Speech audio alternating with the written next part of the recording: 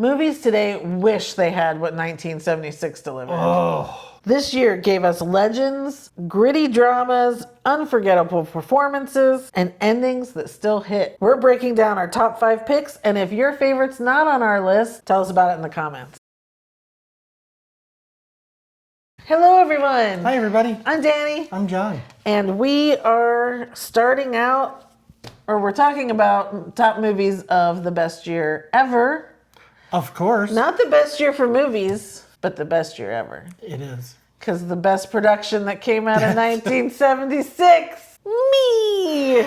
Yep, absolutely. You know, I'm going to vote for that one. And since my birthday's in just a few days, this is also really appropriate. Man, I'm telling you.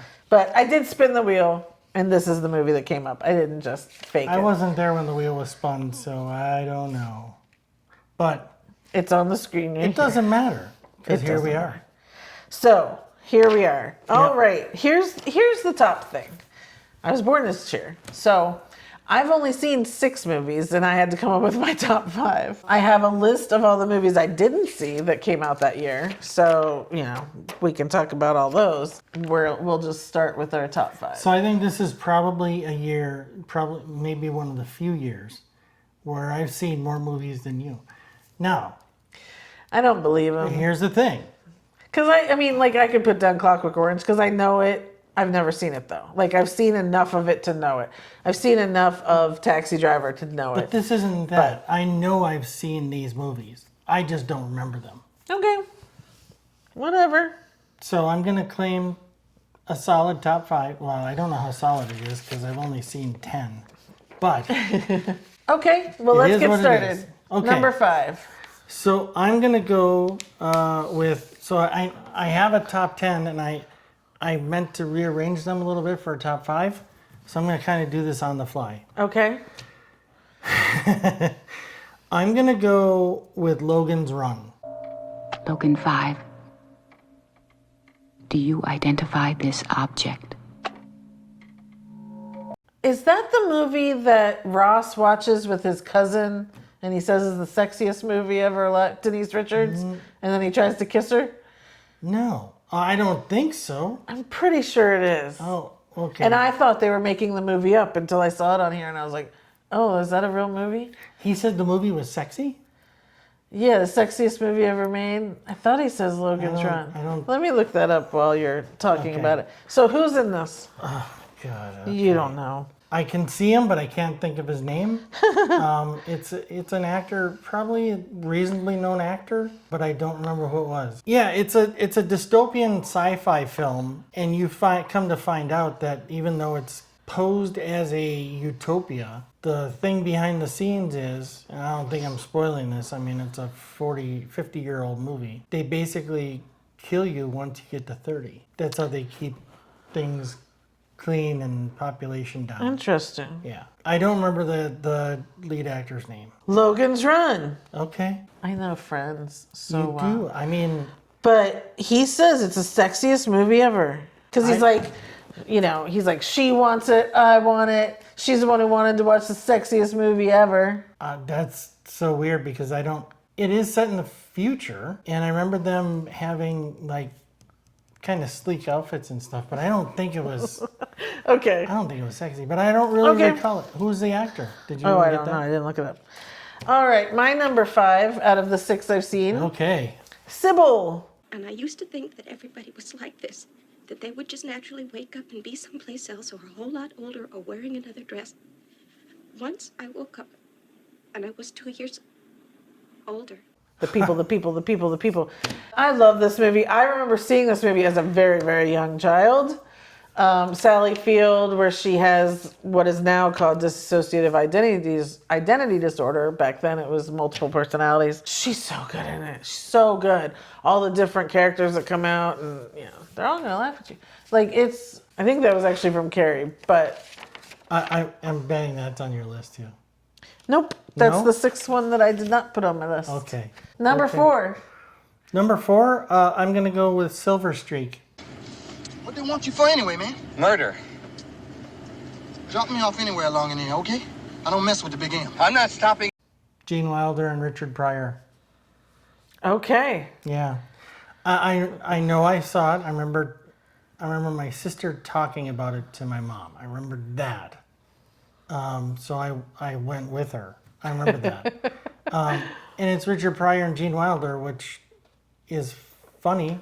Although I Okay. remember there being a murder. It's basically on a train. There was a murder, and one of them actually got off the train while it was moving and got back on the train while it was moving. Okay. So, Matt, I Sounds great. Look, I prefaced all this by saying I saw them, but I don't remember them. Yeah. Okay. My number 4 is Freaky Friday. And this is the original with Jodie Foster, Barbara Harris, and John Astin. I wish I could switch places with her for just one day. I have not seen the Lindsay Lohan one, which now has a sequel coming out very soon. I probably will go watch that because I do want to go see the sequel. Okay. There's also been a third one, which is a musical on Disney Plus that we watch all the time.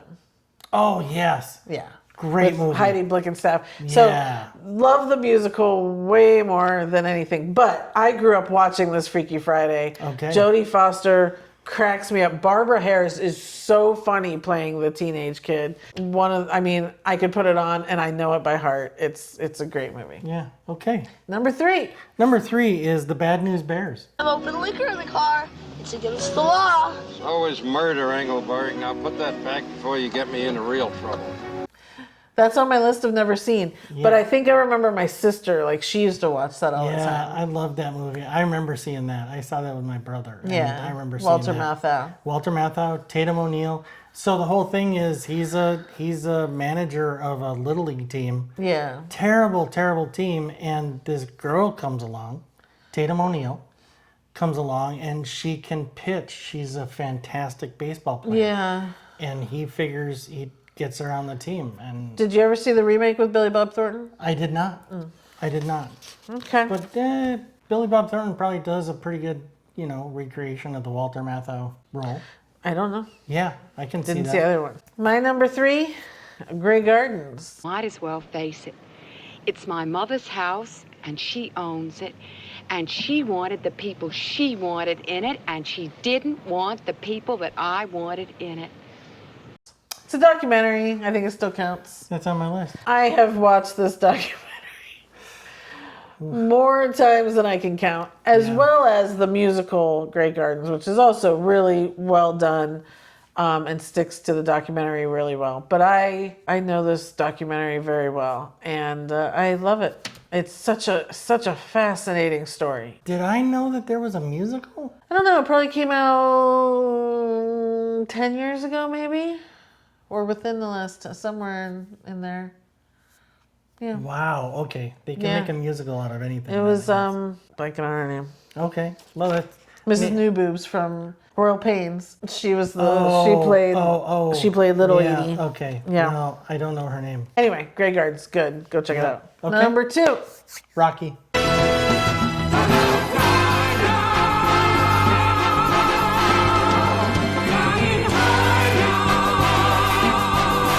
That's my number 2 as well. I bet Are you you're- stealing my number 1? Probably.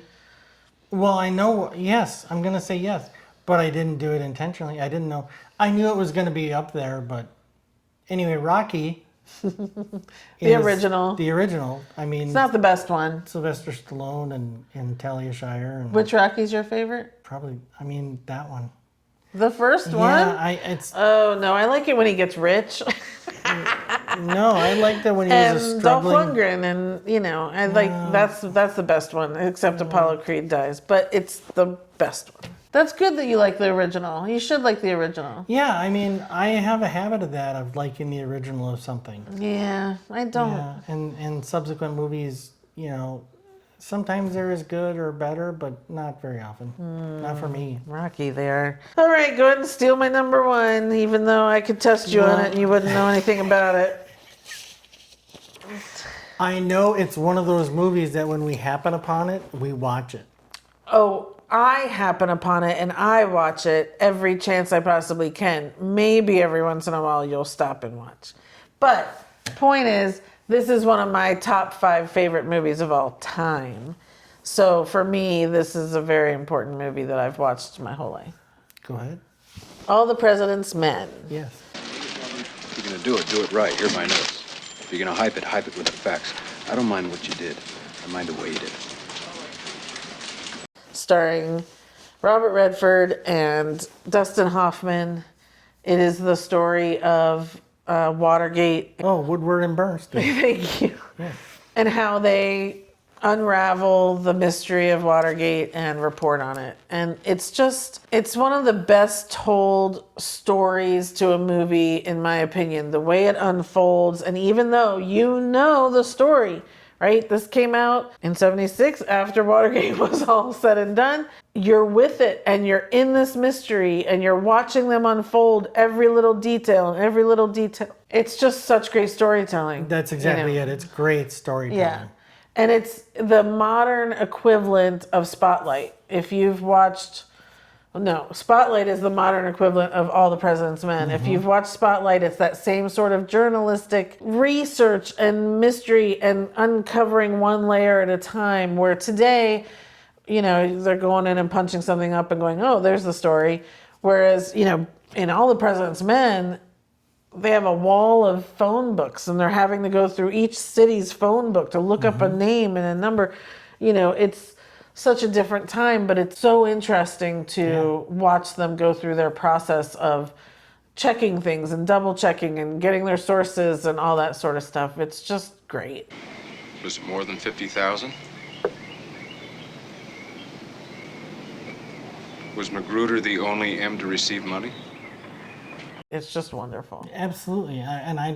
There's nothing I can add to that. It is probably on my top 10 of all time. It's just really good. Yeah. Absolutely really good. So if you have not seen it, go find it. It's totally worth it. It holds up. There's no reason to, it holds up. It's not at all any sort of like, oh God, that's 49 years old, not 50. Sounds like that's a little close to your heart. So the 6th movie that I've seen in 1976, but I never watched, was Carrie. Yeah. Again, watched it as a young child. It freaks me out a little too much, so I don't watch it that often. Speaking of Stephen King, who we just talked about. Yep. How about you? Any mentions for you? Well, I do have a couple. I did see Carrie. It's on my list. The Pink Panther Strikes Again. I remember seeing those movies. My mom was a big Peter Sellers fan. Really. And it was the one where, I don't remember, it was a follow-up to the original, and he had a bunch of assassins on his, trying to kill him. In a comedic way. I mean, it was comedy. The Shaggy DA with Dean Jones and Suzanne Plachette. That was a Disney movie where I believe... Yeah. I may have watched that like in elementary school or something, but I don't remember it enough to say so. And the only other one I have to talk about that I saw was Bugsy Malone. Oh, yeah. That one too. It was the kids, Scott Baio and Jodie Foster. And because I remember my sister watching it again. I'm pretty sure I've seen it, but I don't know it enough to put it on my list. That one I actually remember because it was one of my best friends growing up, Harlan. One of his movies that he loved, and we watched it a bunch because he had just gotten a laser disc. Oh, in 76? No, it wasn't. No, we didn't see it in 76. We saw it after that. But I think it was just a couple of years after that. Anyway, saw it, loved it. It was kids, and instead of bullets, they shot whipped cream and pies. Right. I mean, it was so... Yeah. So, it was kind of clever. I'm sure it doesn't hold up, and I just turn my nose up at it nowadays. But it was great back then. The movies that I think I can actually say I'm embarrassed I've never seen from this year, the Barbra Streisand version of A Star Is Born, Taxi Driver, which again I feel like I've seen, but I haven't. Clockwork Orange, same thing. I feel like I know it, but I haven't sat and watched it. The Omen, the original Omen. Again, I feel like I've seen it, but I can't really place some things. So I go, okay, I don't think I did. The Outlaw Josie Wales, I put Bugsy Malone on this, and Network. Network is the one that I think I'm most embarrassed by, because that's definitely one that I should see. And that looks like a good movie, so if you want to add that to our list, I'd be okay with that. Yeah, we're going to start a series of classics revisited, where one of us or both of us haven't seen some movies, and so we're creating a list to go and watch those sorts of We're things. the last two people to not see it, so that's what we're going to do. That is 1976, not bad. Ooh, not bad. 1976 was great. At least the second half was. I love you. Yes. I love you. Yes, so that is it for this year. Yeah. Please let us know, what was your favorite movie from 1976, or what you think were your favorite movies from the year and the best movies. I didn't even look up like I normally do as to what won, but Taxi Driver, I think, didn't Robert De Niro win, or probably. I don't know. Please like this video. It really does help out the channel.